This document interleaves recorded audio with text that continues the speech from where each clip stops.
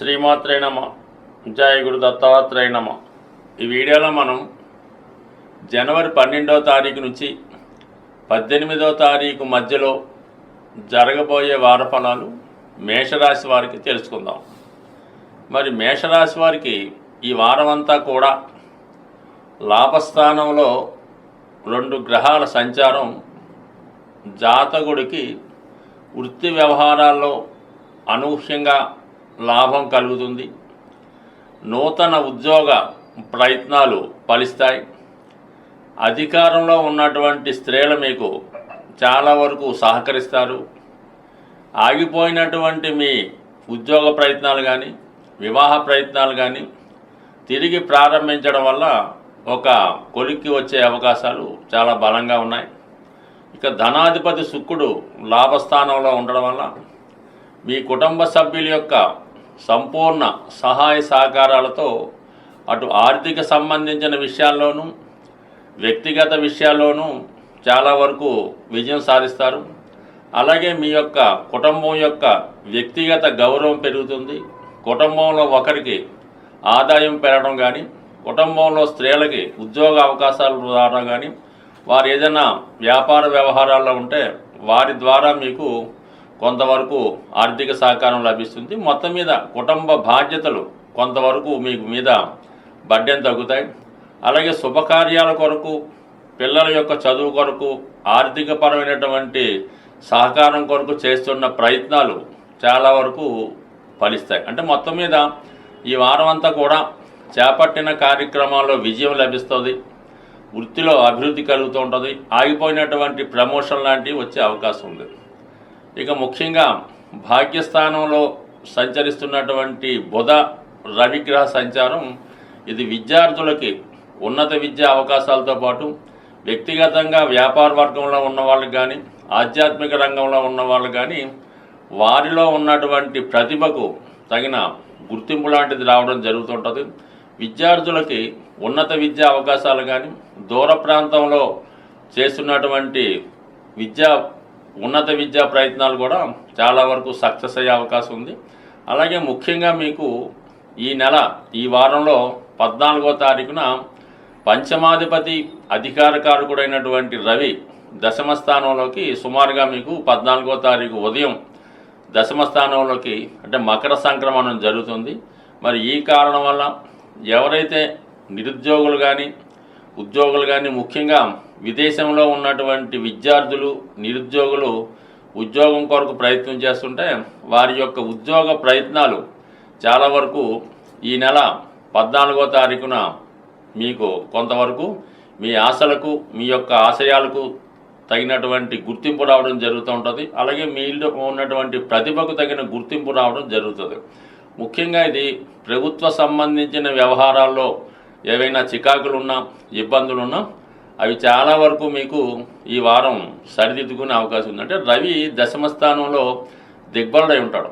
ఆ కారణం వల్ల ఏంటంటే జాతకుడు వృత్తిలో చాలా హోదాగా ప్రవర్తిస్తాడు. అధికార హోదా లభిస్తుంది.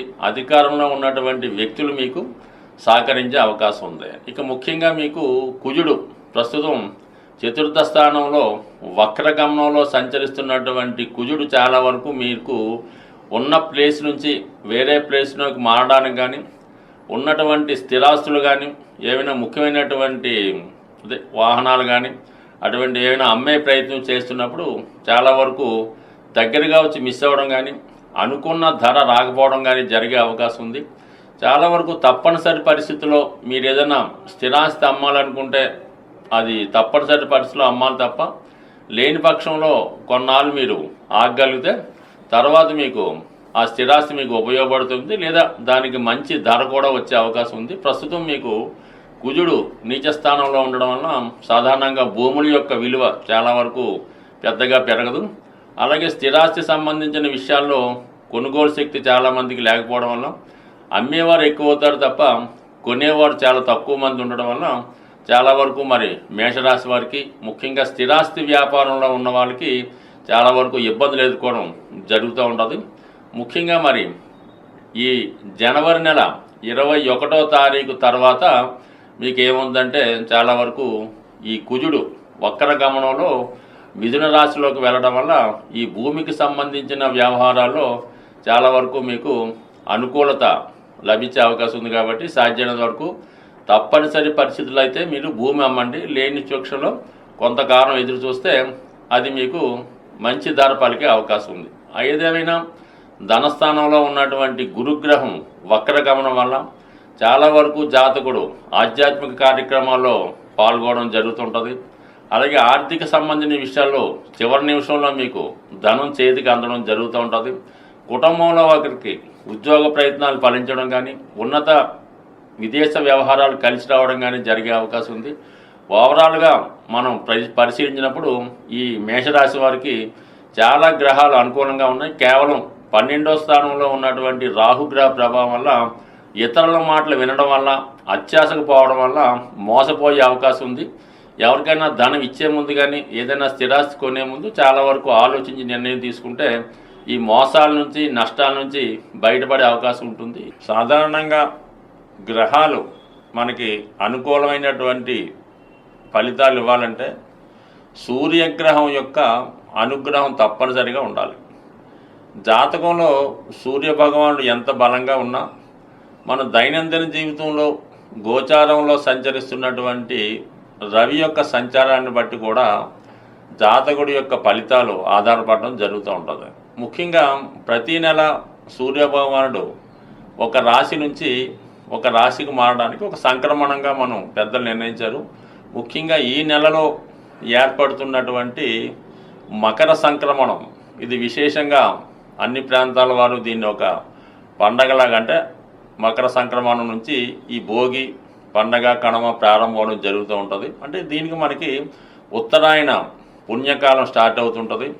మరి ఈ సమయంలో ఏ పని చేపట్టినా అది మంచిగా జరిగి దేవతల యొక్క అనుగ్రహం పొందే అవకాశం ఉంటుంది. కాబట్టి మరి ఈ మకర సంక్రాంతి రోజు అంటే మనకి జనవరి 14వ తారీఖు రోజు మరి విశేషంగా ప్రతి ఒక్కరూ కూడా ఏదైనా ఒక దేవాలయాన్ని సందర్శించి ఆ రోజు సూర్య నమస్కారం చేసుకోవడం కానీ సూర్యుడిని విశేషంగా ప్రార్థించి ఆ రోజు నియమంగా ఉండడం వల్ల దగ్గరలో ఏదైనా సూర్య దేవాలయం ఉన్నా లేదంటే రామాలయం ఉన్నా కనీసం వెంకటేశ్వర స్వామి టెంపుల్ కన్నా వెళ్ళి విధి విధానంగా పూజ చేసుకోవడం వల్ల చాలా వరకు మనకి ఈ సూర్యుని యొక్క అనుగ్రహం ఉత్తరాయణ పుణ్యకాలం అంతా ఉండే అవకాశం ఉంది. ముఖ్యంగా ఇదే వారంలో వచ్చే కనుమ పండుగ రోజు మరి ఏదైనా మీరు గోశాలను దర్శించి అక్కడ ఉన్నటువంటి గోవుల్ని సేవ చేయడం కానీ ఆ గోశాల నిర్వహణకి మీరు ఏదైనా కొంతవరకు ద్రవ్యాన్ని సమర్పించడం వల్ల కానీ ఆ పశువులకి ఏదైనా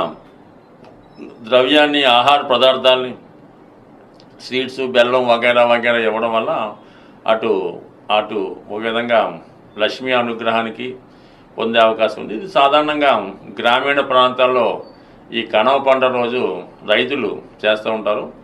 ఏదైనా మరి ఈ పండగలో అటు అందరినీ సంతృప్తిపరచడం వల్ల అటు పితృదేవతలు కూడా సంతోషించే అవకాశం ఉంటుంది. కాబట్టి సాధ్యమైనంత వరకు మీకు తోచిన విధంగా ఏదో ఒక పుణ్య కార్యక్రమం దైవ కార్యక్రమం చేపట్టడం, ఎక్కువగా సూర్యభగవాన్ని పూజించడం, మీ తండ్రి సమానమైన వ్యక్తులు తాతగారు తండ్రి గారు పెద్దనాన్నకి ఎవరన్నా వారికి అంటే మీకు కలిగినంత విధంగా ఏదో ఒక ధనాన్నో వస్త్రాన్నో సమర్పించడం వల్ల చాలా మంచి ఫలితం లభిస్తుంది. ముఖ్యంగా బాగా ఎవరైతే ఆర్థిక పరంగా పరమ ఇబ్బందుల్లో ఉంటారో అసలు ఏ పని కూడా చేయలేము, అసలు దేనికి కూడా తినడానికి కూడా తిండి లేదు అన్న పరిస్థితిలో ఎవరైతే అంటే సాధారణంగా ఎవరు ఉండరు. ఉన్నవాళ్ళ పరిస్థితి ఏంటంటే మీకు సాధ్యమైనంత వరకు మీ తండ్రి సమానమైన వ్యక్తులకి ఒక మంచి చెప్పుల జత కొనివ్వండి వాళ్ళకి. అవి వాళ్ళు వాడే విధంగా మీరు చూడండి. ఈ విధంగా ఒక్కసారి మీరు ప్రయత్నం చేయండి. మీరు ఎంత దరిద్రంలో ఉన్నా దాని నుంచి బయటపడే విధంగా నేను చాలామందిని అనుభవపూర్వంగా చూడడం జరిగింది. అంటే మీ తండ్రి గారు ఎంత గొప్పవారైనా మీరు ఏ స్థాయిలో ఉన్నా వారికి మీరు ఒక మంచి ఖరీదైనవో మామూలువో చెప్పుల జత స్వయంగా వారికి ఇవ్వడం వల్ల అవి వారు వాడటం వల్ల మీరు ఆ చెప్పులు అరిగిపోయేంత లోపల మీ యొక్క సర్వ దరిద్రాలు తీరిపోయే అవకాశం ఉంది. స్వస్తి.